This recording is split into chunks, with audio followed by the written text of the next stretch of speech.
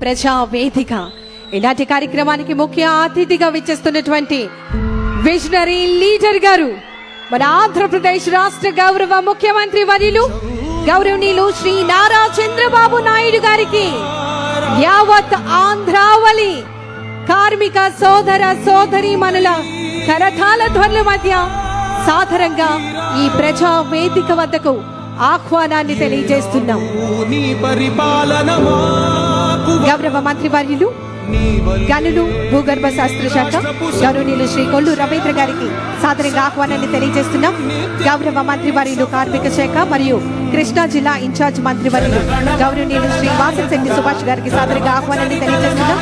గౌరవ పార్లమెంట్ సభ్యులు మచిలీపట్నం నియోజకవర్గం గౌరవనీయులు శ్రీ వల్లభనేని బాలశౌరి గారికి సాదరంగా ఆహ్వానాన్ని తెలియజేస్తున్నాం.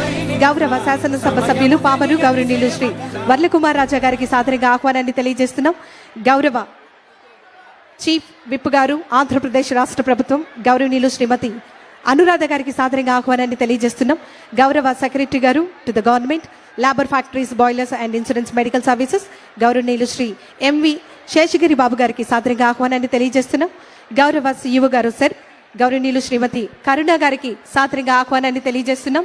గౌరవ జిల్లా కలెక్టర్ గారు మరియు మ్యాజిస్ట్రేట్ కృష్ణా జిల్లా గౌరవనీయులు శ్రీ డికే బాలాజీ గారికి సాదరంగా ఆహ్వానాన్ని తెలియజేస్తూ వేదిక మీద ఉన్న మన గౌరవ కన్స్ట్రక్షన్ ఎంప్లాయర్ అదేవిధంగా పెన్షన్ బెనిఫిషరీస్ అయినటువంటి వారందరికీ కూడా సాదరంగా ఆహ్వానాన్ని తెలియజేయడం జరుగుతోంది. పేదల సేవలో ప్రజావేదిక మేడేని పురస్కరించుకొని ఏర్పాటు చేసినటువంటి ఈనాటి కార్యక్రమాన్ని ఉద్దేశించి స్వాగత ఉపన్యాసాన్ని అందించవలసిందిగా గౌరవ జిల్లా కలెక్టర్ మరియు మ్యాజిస్ట్రేట్ కృష్ణా జిల్లా గౌరవనీయులు శ్రీ డికే బాలాజీ ఐఏఎస్ గారిని సాదరంగా ఆహ్వానాన్ని తెలియజేస్తున్నాం. అందరికీ నమస్కారం. ఒక ఆర్థిక వ్యవస్థ ముందుకు సాగాలి అంటే కార్మికుల పాత్ర ఎంతో కీలకమైనది. అలాగే ఒక రాష్ట్రం కానీ దేశం కానీ అభివృద్ధి చెందాలి అంటే ఆర్థిక అసమానతలు ఉండకూడదు. ఈ రెండు కార్యక్రమాలని కలయిక ఈరోజు ప్రజావేదిక. ఒకటి కార్మిక దినోత్సవం, మళ్ళీ పేదల సేవలో. ఈ కార్యక్రమం జరుపుకునేదానికి కృష్ణా జిల్లా పామరు నియోజకవర్గం పమ్మిడిముక్కల గ్రామాన్ని ఎంచుకున్న గౌరవ ముఖ్యమంత్రి వర్యులకి కృష్ణా జిల్లా ప్రజల తరపున స్వాగతం పలుకుతూ ఈ కార్యక్రమాల్లో వచ్చిన Kollu Ravindra sir, Vasamsetti Subhash sir, MP గారు బాలశౌరి గారు అండ్ కుమార్ రాజా గారు, పామరు ఎమ్మెల్యే గారు, MLC Anuradha madam, then labour department secretary Seshagiri Babu sir, అందరికీ కూడాను ఈ కార్యక్రమానికి స్వాగతం పలుకుతున్నాను. అంతేకాకుండా మన కృష్ణా జిల్లాను అన్ని చోట్ల నుంచి ఈ కార్యక్రమానికి వచ్చిన ప్రజలందరికీ కూడా స్వాగతం పలుకుతూ సెలవు తీసుకుంటున్నాను. Thank you. Thank you sir, thank you very much. తదుపరి గౌరవ శాసనసభ సభ్యులు పామరు నియోజకవర్గం మరియు insurance medical services government of Andhra Pradesh గౌరవనీయులు శ్రీ వాసంశెట్టి సుభాష్ గారిని మాట్లాడవలసిందిగా కోరుతున్నాం. అందరికీ నమస్కారం.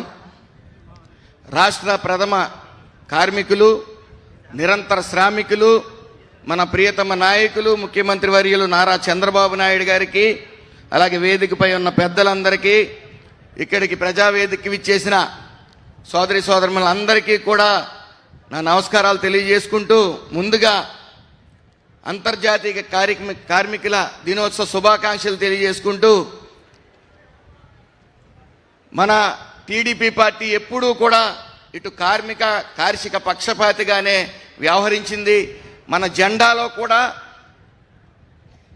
నాగలి, ఇళ్ళు, అలాగే చక్రం చిహ్నాలుగా ఉన్నాయి.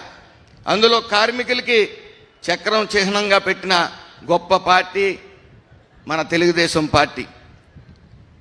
ఈ రోజున గడిచిన 5 సంవత్సరాల్లో కూడా Jaganmohan Reddy speed of closing business అనేది సిస్టాన్ని ఫాలో అయ్యారు. త్వరగా సాఫ్ట్వేర్ కంపెనీల నుంచి జాకీ లాంటి అండర్వేర్ కంపెనీల వరకు కూడా ఈ రాష్ట్రాన్ని నుంచి తరిమి కొట్టాడు ఆయన. ఒక విజనరీ ఉన్న నాయకుడు లేకపోతే ఏమవుతుంది రాష్ట్రం అనేది రాష్ట్ర ప్రజలందరూ చూశారు. ముఖ్యంగా ఇటు భవన నిర్మాణ కార్మికులు అందరూ కూడా ఊచకోతకు గురయ్యారు. మరి మన మంచి ప్రభుత్వం వచ్చిన తర్వాత రాష్ట్రానికి వెల్లువల పెట్టుబడులు వస్తూ ఉన్నాయి. ప్రతి చోట మాట్లాడుతూ ఉన్నారు. పెట్టుబడులు లక్షల కోట్లు వస్తూ ఉన్నాయి. 20 లక్షల ఉద్యోగానికి ఉద్యోగాలు ఇవ్వడానికి సర్వం సిద్ధమైంది ఈ మంచి ప్రభుత్వాన్ని. కాకపోతే ఆల్రెడీ ఎప్పుడైతే అమరావతి అభివృద్ధి పనులు కానీ ఇక లక్షల కోట్ల పెట్టుబడులు రావటం కానీ ఆల్రెడీ 20 లక్షల మంది ఉన్న భవన నిర్మాణ కార్మికులు ఆల్రెడీ ఉపాధి పొందుతూ ఉన్నారు.